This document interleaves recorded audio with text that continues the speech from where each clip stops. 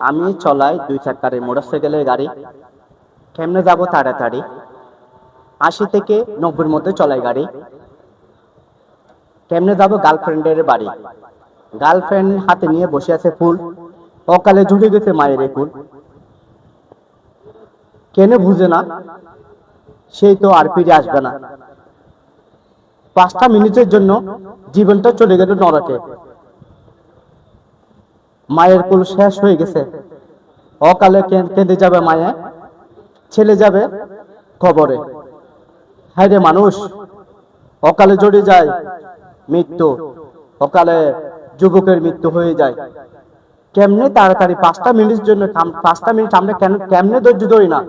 5টা মিনিট যদি ধৈর্য ধরি, আমাদের কি হয়, কি ক্ষতি হয়? আপনারা বুঝুন, গাড়ি চালাতে ধীরে আস্তে চলুন। জীবন কখনো ফিরে আসবে না চলে গেলে। আপনার জীবনকে মূল্য দেন, সময়কে মূল্য দেন, এই কথাটা মনে রাখুন। সবার যদি ভিডিওতে যদি ভালো লাগে শেয়ার করে দিবেন, দ্রুত একটু লাইক কমেন্ট করে দিবেন। সবাই কমেন্টের মধ্যে ভালো লাগছে কিনা একটু জানাবেন। আসসালামু আলাইকুম।